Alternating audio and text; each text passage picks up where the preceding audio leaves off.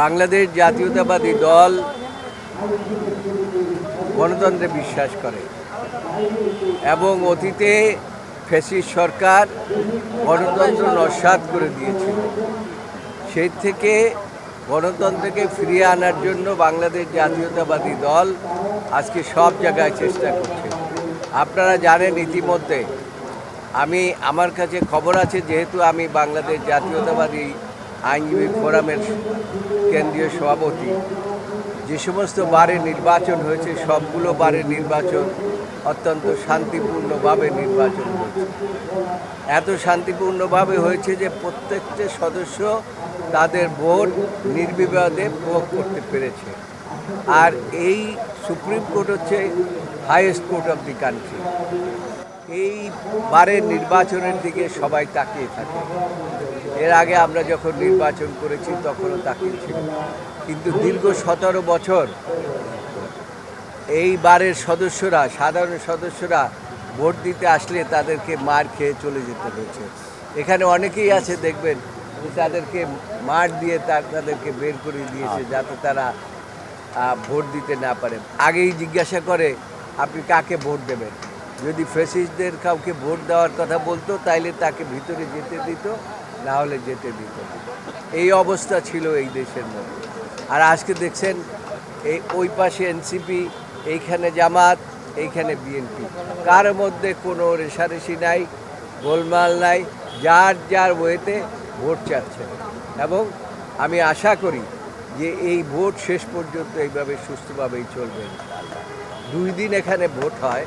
কেন 2 দিন হয়? কেননা এই বারের সদস্য অনেকে বাংলাদেশের বিভিন্ন জায়গায় প্র্যাকটিস করে, আবার এইখানেও প্র্যাকটিস করে। তারা যেহেতু বাইরের থেকে এসে ভোট দিতে হয়, সেই জন্য তারা এখানে 2 দিনের জন্য ভোট রাখা হয়েছে। আর এই বছর ভোটার সংখ্যা আরও অনেক বেশি, এত বেশি যে সেই জন্য এই 2 দিনের শেষ মুহূর্ত পর্যন্ত আমি আশা করি যে ভোটাররা আসবে এবং ভোট দেবে এবং নির্বিবাদে ভোট দেবে। ফ্যাসিস্ট আমলের মতো ভোট এখানে হবে।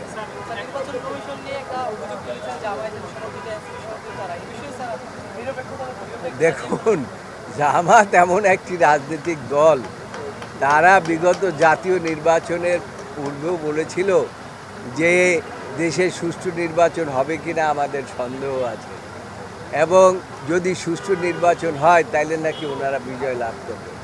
আপনারা তো সাংবাদিক, আপনাদের কাছে আমি প্রশ্ন রাখতে চাই, সারা বাংলাদেশে এইরকম নির্বাচন আপনারা কি দেখেছেন? এই বছর যে নির্বাচন হয়েছে, নির্বাচন কমিশন সম্পর্কে কোনো অভিযোগ নাই, রিটার্নিং অফিসারের বিরুদ্ধে কোনো অভিযোগ নাই, প্রিজাইডিং অফিসারের বিরুদ্ধে কোনো অভিযোগ ছিল না, কাউকে কেউ ভোট দিতে যেতে বাধা দিয়েছে এরকম কোনো অভিযোগ ছিল না।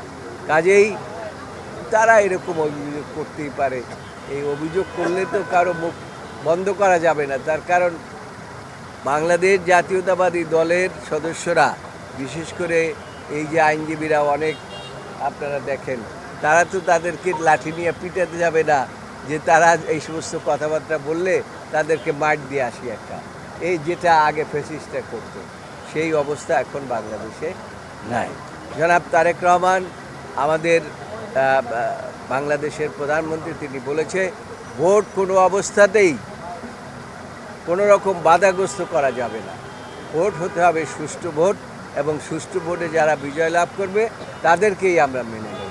এখানে 14 থেকে 15,000 আইনজীবী, এখন 41 জন আইনজীবী তারা যদি মনে করে যে আমরা ফ্যাসিস্ট, কাজেই আমরা নির্বাচনে অংশগ্রহণ করব না, কাজেই তাদেরকে তো ফিরিয়ে আনা যাবে না। আপনি যদি বলেন যে আমি নির্বাচন করব না, আপনাকে ফিরিয়ে আনা যাবে? তো কাজেই এইরকম যারা বলেন তারা আসলে নির্বাচনেই বিশ্বাস করে না, তারা বিশ্বাস করে যে জোর করে কিভাবে ক্ষমতায় যাওয়া যায়।